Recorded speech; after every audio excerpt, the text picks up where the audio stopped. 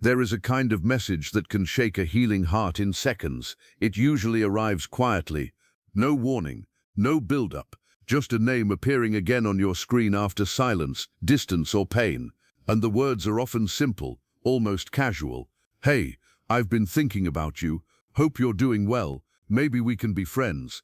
To anyone on the outside, it may sound harmless, mature even, but to the person who lived through the confusion of loving someone emotionally unavailable, those words can hit like a storm, because they do not just reopen a conversation, they reopen wounds, questions, memories, and hope that was barely beginning to settle. If you are watching this, chances are you know exactly what that feels like. You gave your heart to someone who pulled close and pushed away, someone who may have loved your presence but feared the depth of real intimacy. Someone who ended things, left you carrying the pain, and now returns offering friendship as if the history between you can be reduced to a polite new label. It can leave you wondering what changed. Do they miss you? Do they regret leaving? Have they realized your worth? Or is this just another cycle wearing a softer mask? The truth is, when an avoidant ex comes back asking for friendship after dumping you, there is usually much more happening beneath the surface than the words reveal. Friendship can sound kind, respectful, and harmless, but many times it is not about friendship at all. It is about comfort without vulnerability, access without responsibility, connection without commitment. It is a way to feel close enough to soothe their loneliness while staying far enough to avoid the emotional depth that once scared them. And if you are not careful, you can mistake their return for healing when it is really hesitation. You can mistake contact for growth. You can mistake breadcrumbs for love. That is why this conversation matters, because your heart deserves clarity, not confusion dressed as kindness. The shocking part for many people is not that they returned, it is how they returned. Not with accountability, not with a clear apology, not with honesty about what they broke. Instead, they return with something safer: friendship, a word that sounds light but often carries heavy emotional consequences for the one who still cares. Think about what friendship means in this situation. It can mean texting when they feel lonely, checking in when life gets hard, keeping you emotionally available while they remain undefined. It can mean enjoying your warmth without giving you security. It can mean knowing you are still there, still reachable, still emotionally open, while they avoid the risk of real closeness. For the person who was left behind, this can feel like being invited back into a house you once called home, only now you are asked to stand in the hallway. And that is why so many people feel torn when this message arrives. Part of you feels validated. They came back. They thought of you. Maybe you mattered more than they admitted. But another part of you feels uneasy. Because deep down, you remember how much confusion cost you the first time. Why do avoidants often come back with friendship instead of love? Because friendship creates a controlled distance. Love asks for vulnerability, consistency, emotional presence, and repair. Friendship asks for much less. It allows them to reconnect without confronting the deeper fears that caused the breakup in the first place. Many emotionally avoidant people do not hate closeness. In fact, they often crave it. They want warmth, support, affection, and connection, just like anyone else. But when closeness begins to require emotional exposure, accountability, or dependence, fear gets triggered. They may feel trapped, pressured, overwhelmed, or suddenly disconnected from their own feelings, so they pull away. Then later, when the intensity is gone and the distance feels safe again, they miss what they lost. This creates a painful pattern. They leave when love feels too close, then return when distance feels too empty.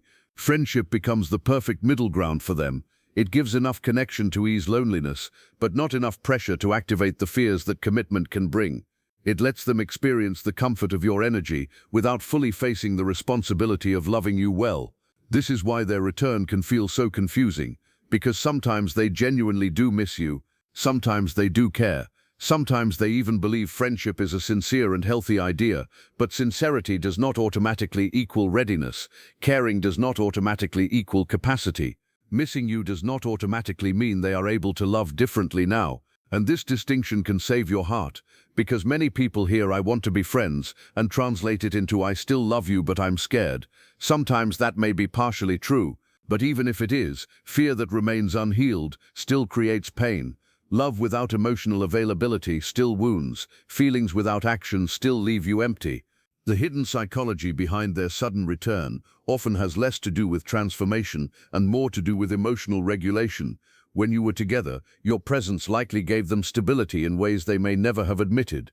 You listened, you cared, you brought warmth, reassurance, and emotional grounding. While they may have acted independent, many avoidant people quietly depend on consistent partners more than they realize. When they ended things, they may have initially felt relief from emotional pressure, relief from expectations, relief from intimacy that felt overwhelming. This is why some people seem cold after a breakup. It is not always because they never cared. Sometimes it is because distance temporarily calms the fears closeness triggered. But relief has an expiration date. Eventually the silence becomes louder. The comfort you provided is gone. The emotional support they took for granted is no longer available. Daily life feels flatter. Stress feels heavier. Moments they once shared with you now feel empty. And slowly, what once felt like freedom begins to feel like loss. That is often when they reach out, not always because they have done deep inner work, not always because they are ready to repair what they broke, but because your absence is now speaking to them in a language your presence never could. People often underestimate this truth. Some individuals only recognize value after distance removes access. When you were there, your love may have felt normal, expected, guaranteed, but once you are gone, the emotional reality changes. They feel what your consistency used to buffer. They notice what your care used to soften. They experience the emptiness where your presence once lived. And suddenly, friendship becomes a doorway back in. Why did they dump you but still cannot fully let go? Because leaving someone and detaching from them are not always the same thing. A person can choose distance behaviorally while remaining emotionally unresolved internally. They may have left because intimacy triggered fear. They may have left because responsibility felt heavy. They may have left because they did not know how to communicate needs, process emotions, or sustain vulnerability. But none of that guarantees they stopped feeling connected to you. Many people assume that if someone leaves, they must be fully certain. That is not always true. Some people leave because they are conflicted. Some leave because they panic. Some leave because escaping discomfort feels easier than working through it. And later, when the panic passes, they are left facing the emotional consequences of a decision made from fear. That is why they can seem distant one month and nostalgic the next, cold during the breakup and warm afterward, sure when leaving and uncertain when alone. But unresolved attachment often seeks contact, not necessarily commitment. This is where many loving people get trapped. They interpret the return as proof that the relationship can now become what they always hoped for. But returning and rebuilding are two different things. Missing you and being capable of partnership are two different things. Wanting connection and being willing to sustain healthy love are two different things. Friendship is often the safest offer from someone who wants emotional benefits without facing emotional growth. And this can be deeply painful because it places the burden on you. You are left to manage your feelings while they manage their comfort. You are asked to accept less while being reminded of what you once wanted most. So ask yourself honestly, when they came back, did they bring clarity or confusion? Did they bring accountability or vagueness? Did they acknowledge the hurt they caused, or did they act as if time erased everything? Did they offer real change, or just renewed access? These questions matter because your heart can be softened by familiarity. You may miss their voice, their humor, the connection you once believed in. That is human, but nostalgia can hide patterns, loneliness can romanticize pain, and hope can sometimes keep people tied to situations that no longer honor them. If someone truly values you now, it will not only show in their return, it will show in their responsibility, in their consistency, in their willingness to have uncomfortable conversations, in their readiness to meet you with honesty instead of half measures. Anything less may simply be someone reaching for comfort in the shape of the person they once lost. And if that person is you, then remember this: you are not a waiting room for someone who fears love. You are not emotional furniture to be revisited when loneliness arrives. You are not meant to shrink yourself into friendship just to remain close to someone who once discarded your heart. Sometimes the most loving thing you can do is recognize that their return is about their emptiness, not your destiny. Because not every message is a miracle. Some are merely echoes of unresolved people searching for familiar warmth. And the moment you understand that, you begin to see clearly. And once you begin to see clearly, another truth starts to reveal itself. Sometimes they do not come back because they are ready to love you better. They come back because they miss how you made them feel. There is a powerful difference between missing a person and missing the comfort that person provided. Many people never learn to separate the two, and because of that, they get pulled back into cycles that feel meaningful on the surface but remain painful underneath. When an avoidant exing asks for friendship, they are often reaching for the safest version of connection available. They want the warmth without the weight, the familiarity without the vulnerability, the emotional support without the expectations that once made them uncomfortable. This is why friendship can become their preferred zone. It gives them access to your energy while protecting them from the depth that real love requires. They may miss your voice after a hard day.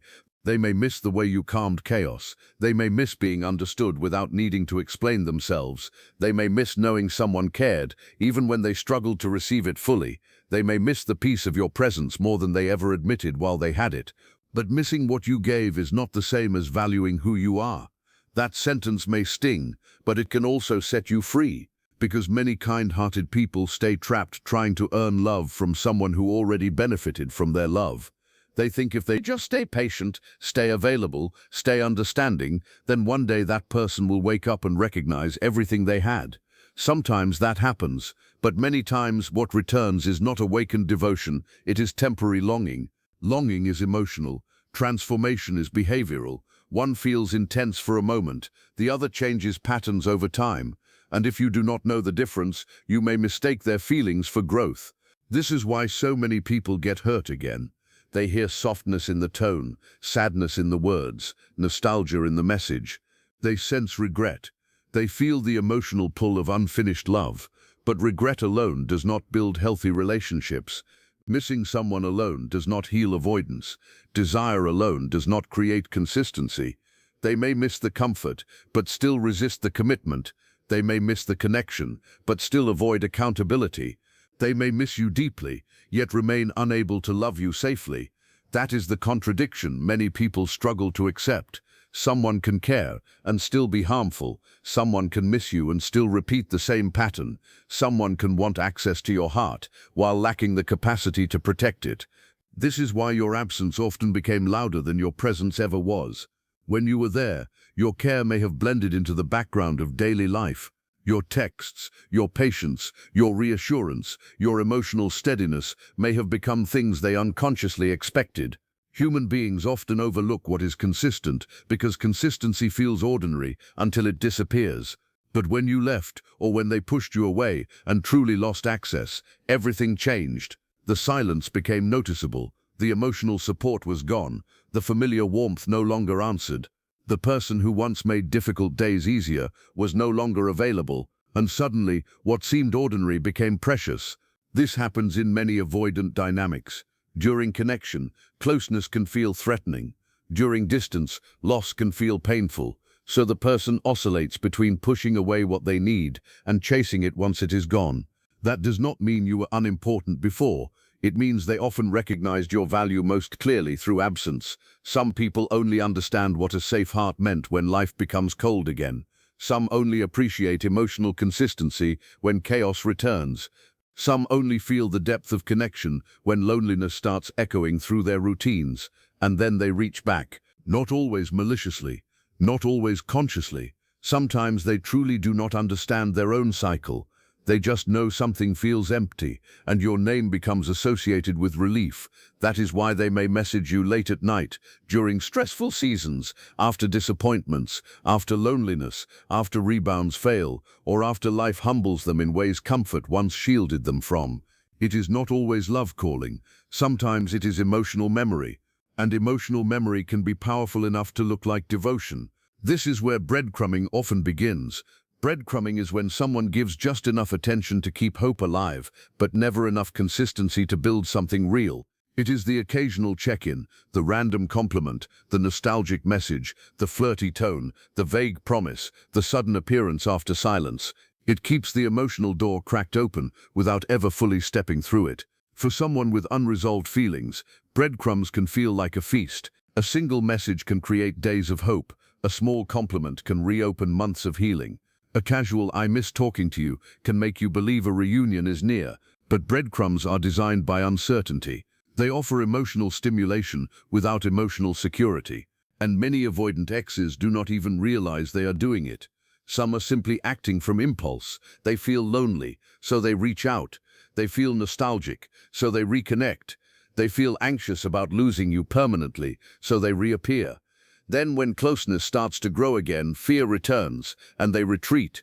This creates a cycle that can devastate someone who loves deeply. You begin to live between moments, waiting for the next text, reading into every emoji, analyzing every pause, wondering if this time is different, trying to decode mixed signals like they are hidden promises. Meanwhile, your nervous system stays trapped in uncertainty. And uncertainty is exhausting.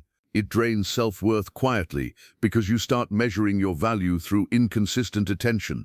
You feel high when they engage, low when they disappear, hopeful when they lean in, broken when they pull away. Over time, you are no longer living your life. You are reacting to their emotional weather. This is why recognizing breadcrumbing early is an act of self-respect. Ask yourself honestly, do they communicate consistently or only when it suits them? Do they speak clearly about intentions or remain vague? Do they acknowledge the past or skip over the pain?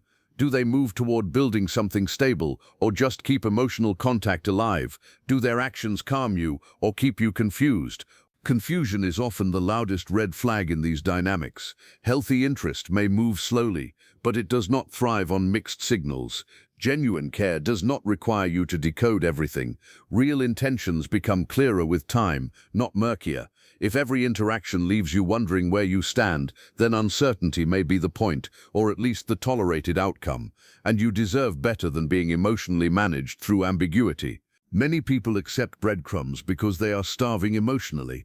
After heartbreak, even tiny signs of affection can feel nourishing. If someone you loved returns with attention, it can awaken dormant hope. You may think, maybe this is the beginning. Maybe they finally understand. Maybe losing me changed them. Sometimes people do change, but change leaves evidence. Evidence looks like consistency. Evidence looks like accountability. Evidence looks like emotional maturity. Evidence looks like actions that reduce confusion rather than create it. Without evidence, hope can become self-abandonment. That is a hard truth, but a necessary one. Because every time you accept crumbs while craving a full meal, you teach yourself to survive on less than you deserve. Every time you silence your needs to keep someone near, you betray your own heart. Every time you confuse intermittent attention for love, you move farther from the kind of love that feels steady and safe. And yet, none of this means you are foolish for caring. It means you are human, you loved sincerely, you believed in connection, you wanted the best in someone. Those are beautiful qualities when given to the right person. The lesson is not to become cold. The lesson is to become discerning. There is a difference. You do not need to stop loving deeply. You need to stop handing deep love to shallow effort. When an avoidant ex wants friendship, pay close attention to whether they are offering presence or merely preserving access. Presence is consistent, respectful, and honest. Access is occasional, convenient, and self-serving. Presence builds trust. Access keeps options open. Presence considers your feelings. Access mainly serves theirs. And if they truly care, they will understand that friendship is not a harmless request when feelings still exist. They will understand that staying connected while offering no clarity can reopen wounds. They will understand that your healing matters too. If they do not understand that, then their emotional growth may still be limited. The hardest part for many viewers hearing this is accepting that someone can miss you sincerely and still not be good for you. But that truth can save years of pain. Because your life is too valuable to spend waiting for emotionally unavailable people to become available through your patience. Your love is too sacred to be rationed through breadcrumbs. Your heart is too precious to be kept warm only when someone else feels cold. Sometimes the greatest closure is recognizing that their return was not proof of destiny. It was proof of your value. They came back because losing you was felt. But whether they deserve you again depends on what they have become since they lost you. And if all they bring back is confusion, inconsistency, and half measures, then their return is not your second chance. It is your test, a test of whether you now love yourself enough to choose clarity over chemistry, peace over potential, and wholeness over hope alone. And when you pass that test, everything begins to change. And when you pass that test, something powerful begins to happen. You stop asking why they came back, and you start asking what their return is costing you. That shift changes everything. Because for so long, many people remain focused on the avoidant what they feel, what they mean, what they might do next, whether they regret leaving, whether they still love you, whether friendship is a secret path back to romance. But while your mind circles around their intentions, something more important can get ignored: your own emotional reality, how this dynamic affects your peace, how their presence disrupts your healing, how uncertainty keeps your nervous system on edge, and how hope tied to inconsistency slowly drains your self-worth. This is the hidden price of giving someone access without responsibility.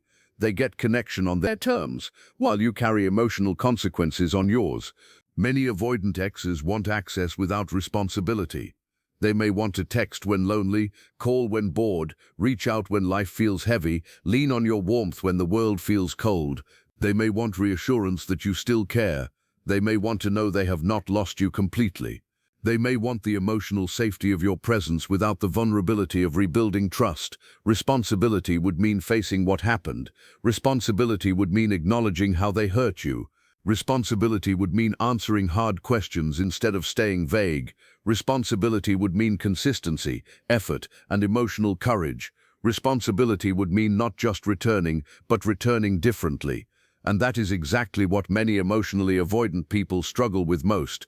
So instead, friendship becomes the compromise, a softer arrangement, a less demanding version of connection, a place where they can receive some benefits while avoiding the deeper work required for love.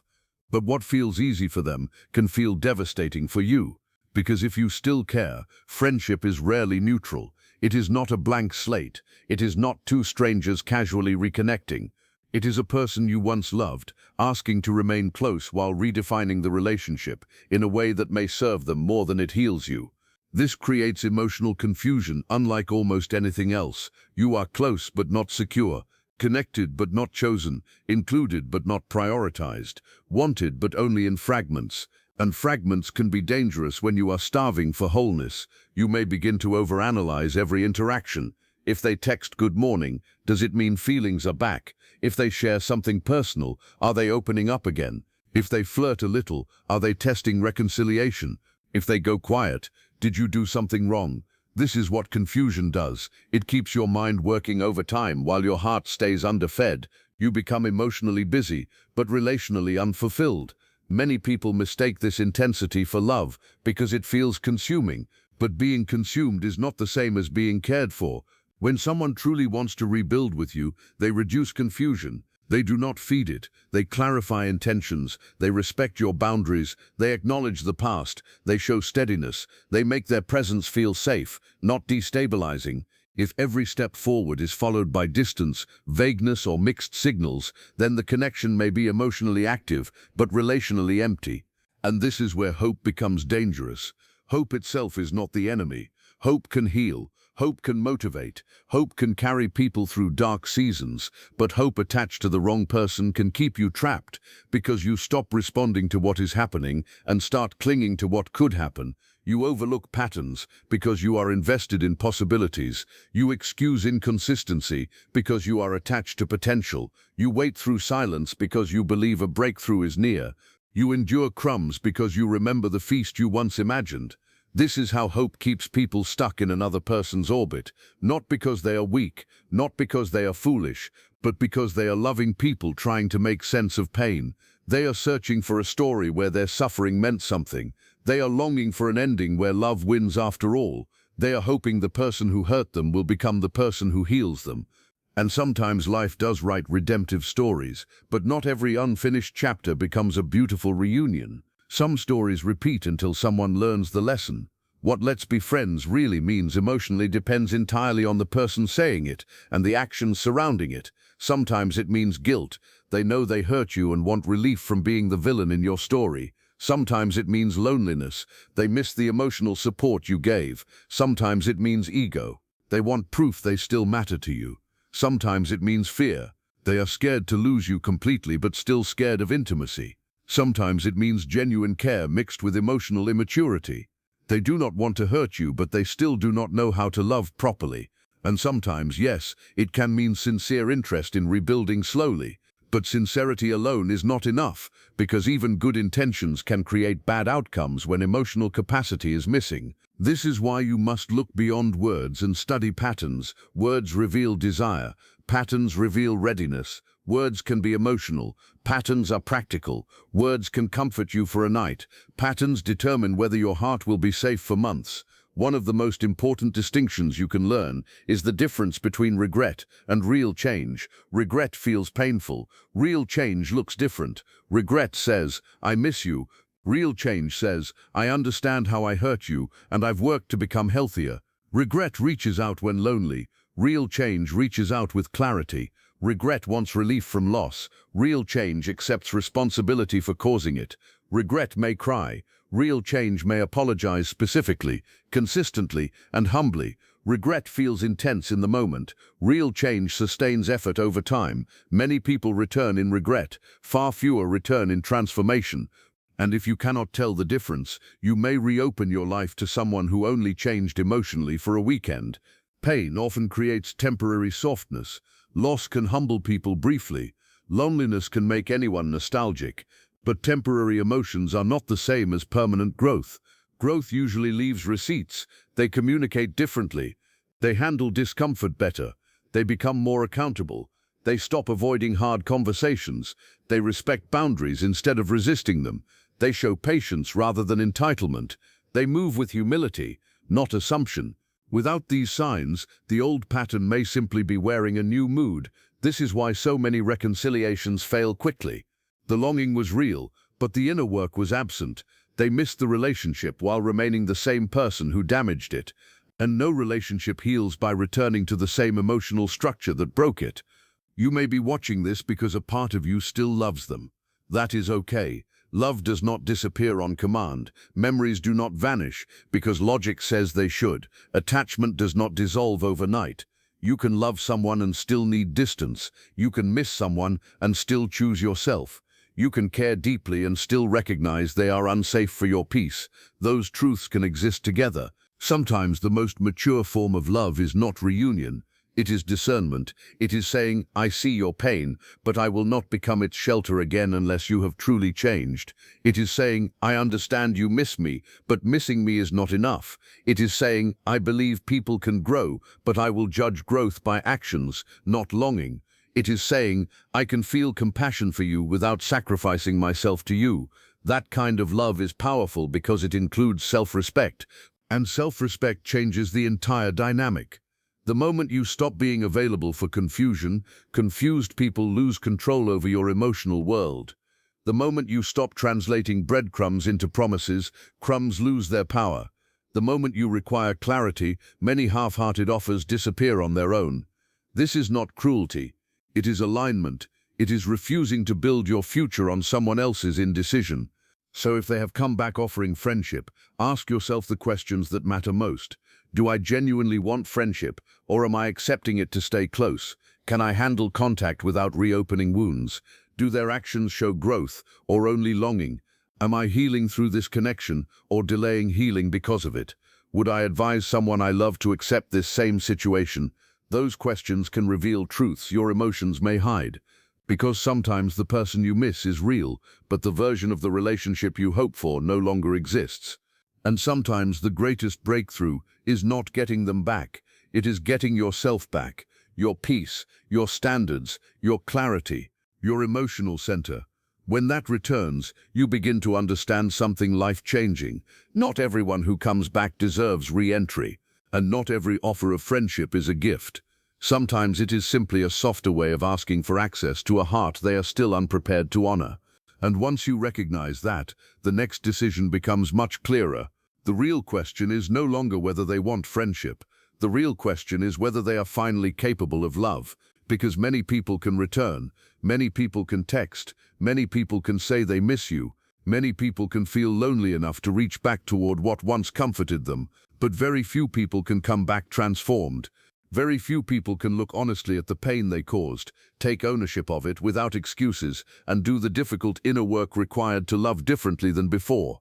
That is why one of the most important questions you can ever ask is this: can an avoidant truly come back ready for love? The honest answer is yes, sometimes. People can change, patterns can be healed, emotional avoidance can be confronted, a person can become more self-aware, more emotionally available, more courageous in intimacy than they once were. But change does not happen because they miss you.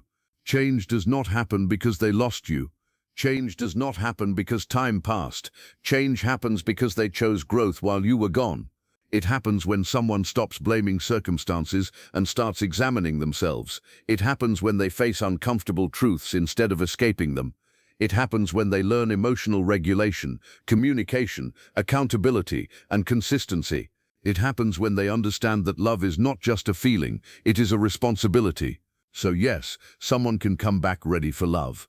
But if they are ready, you will not have to guess.